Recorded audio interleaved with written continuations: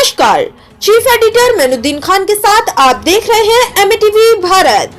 अलीगढ़ दलित समाज पर हो रहे शोषण एवं अत्याचार के खिलाफ बहुजन महासभा ने डॉक्टर अंबेडकर पार्क घंटाघर अलीगढ़ पर एक विशाल आक्रोश प्रदर्शन किया एवं जिलाधिकारी महोदय के माध्यम से महामहिम राष्ट्रपति महोदया जी को एक ज्ञापन दिया। धरना प्रदर्शन का शानदार नेतृत्व बहुजन महासभा के राष्ट्रीय अध्यक्ष प्रोफेसर गुलशन कुमार ने किया।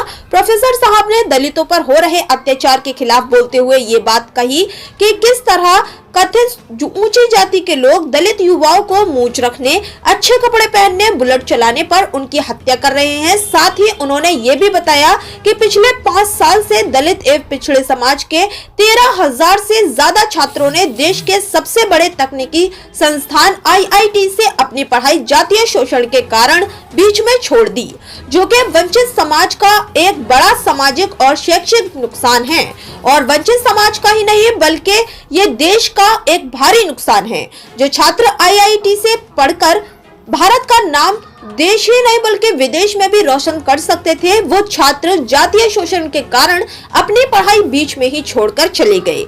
महिला शोषण पर बोलते हुए प्रोफेसर साहब ने बताया कि भारत में हर साल लगभग 4.5 लाख महिलाओं के खिलाफ शोषण एवं अत्याचार के मामले आते हैं और अकेले उत्तर प्रदेश में ही 66,000 से ज्यादा मामले आए हैं, जिससे उत्तर प्रदेश के दलित शोषण में पहले नंबर पर आता है।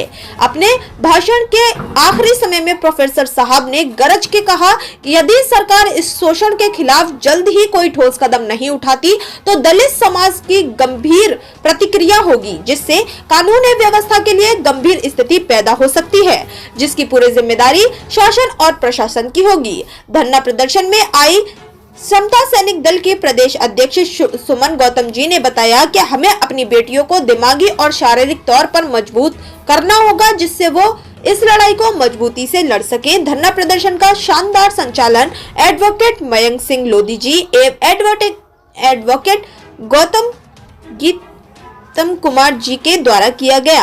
साथ ही नैना गौतम, डॉक्टर रोहित कुमार, बिट्टू गौतम, रंजीत सिंह, नितिन कुमार, हिमांशु आजाद, संदीप आर्यन ने भी इस शोषण के विरोध में अपनी आवाज बुलंद की। कार्यक्रम में नैना गौतम, डॉक्टर रोहित कुमार, बिट्टू गौतम, सनी गौतम, वीरेंद्र सिंह, नितिन कुमार, डॉक्टर होरीलाल, रंजीत सिंह, हिमांशु आजाद, संदीप आर्यन, DK आजाद, उमेश कुमार, प्रदीप गौतम, जानू सिंह, कुंवरपाल सिंह, सूरज कुमार, जितेंद्र कुमार, विशाल गौतम, अजय भास्कर, प्रिया गौतम, रिंकू सिंह आदि सैकड़ों लोग उपस्थित रहे। सामाजिक परिवर्तन और आर्थिक मुक्ति की लड़ाई लगातार लड़नी है। अभी ये लड़ाई क्या थी? बाबा साहब ने कहा कि हमारे लोग जब तक हर काम के लिए अपने लोगों पर निर्भर नहीं होंगे तब तक इस लड़ाई को आप लोग नहीं जीत पाएंगे साहब। क्यों? अब आप समझिए, स्कूल, कॉलेज, यूनिवर्सिटी सारे उन्हीं लोगों के हैं या नहीं है? स्कूल भी सारे उन्हीं के, प्राइमरी भी, माध्यमिक सब उन्हीं के हैं, डिग्री कॉलेज उन्हीं के हैं, विश्वविद्यालय यूनिवर्सिटी लगभग उन्हीं के हैं। तो जब आप उनमें नौकरी करने जाएंगे तो आप उनके हिसाब से काम करेंगे या अपने हिसाब से काम करेंगे? आप बताइए। आपको उनके हिसाब से मजबूरन काम करना पड़ेगा। आप अपना विचार, अपनी संस्कृति को वहां नहीं बढ़ा सकते और वो आपके विचार, आपकी संस्कृति को दबा करके रखेंगे। उसी तरह से जब आप स्कूल में पढ़ने जाएंगे, कॉलेज, यूनिवर्सिटी पढ़ने जाएंगे, वहां भी आप अपने विचार, अपनी संस्कृति को आगे नहीं बढ़ा पाएंगे, वहां भी आपको दबा दिया जाएगा। तो बाबा साहब समझा रहे हैं कि जब तक आप अपने बच्चों के लिए खुद अपने स्कूल नहीं बना लेंगे, प्राइमरी से लेकर के डिग्री कॉलेज तक और यूनिवर्सिटी तक, थोड़ा सा महिला का महिला इधर बुलाओ, महिला को जितनी महिलाएं वो आगे आ जाए, जितनी महिलाएं वो आगे आ जाए, बाकी सारे लोग पीछे, सब पीछे करो तब आ जाएंगे।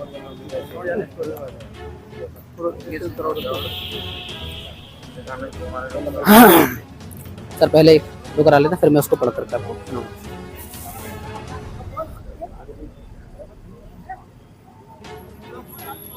अब मैं आपको एक बार पढ़ देता हूँ सर। चलिए, एक ज्ञापन में पढ़ देता हूँ। सेवा में महामहिम राष्ट्रपति महोदया, भारत सरकार, नई दिल्ली द्वारा जिलाधिकारी महोदय, जनपद अलीगढ़। विषय: दलितों के विरुद्ध हो रहे अत्याचार के संबंध में ठोस कदम उठाए जाने के संबंध में। महोदया, आपको सादर अवगत कराना चाहता हूं कि उत्तर प्रदेश जनसंख्या के आधार पर भारत का सबसे बड़ा राज्य है, जहां वर्तमान में लगभग 25 करोड़ लोग निवास करते हैं, जिसका 5वां हिस्सा अर्थात 21% लोग दलित समाज से आते हैं। इतनी बड़ी आबादी के विकास एवं राष्ट्र के विकास के लिए सुरक्षा पहली एवं अनिवार्य शर्त है, लेकिन भारत में दलित समाज को हजारों वर्षों से हाशिए पर रखा गया है। परम पूज्य बाबा साहब डॉक्टर भीमराव अंबेडकर जी के द्वारा भारत का संविधान लिखकर इन वंचित समाज के लोगों को मुख्य धारा में शामिल करने के लिए, समानता, स्वतंत्रता एवं भाईचारा स्थापित करने के लिए तथा कोई अन्य तथाकथित ऊंची जाति इनका शोषण ना करे या जाति के नाम पर इन पर अत्याचार ना करें, इसलिए डॉक्टर अंबेडकर ने स्वयं केंद्र सरकार पर दबाव डाल करके 1955 में एक अत्याचार निवारक कानून बनवाया था, जो वर्तमान में अनुसूचित जाति जनजाति अत्याचार निवारक अधिनियम 1989 या SC/ST एक्ट या प्रिवेंशन ऑफ एट्रोसिटी एक्ट के नाम से जाना जाता है, जिसके अंतर्गत आरोपी को पहले गिरफ्तारी की जाती है, उसके बाद में अभियोग चलाया जाता है।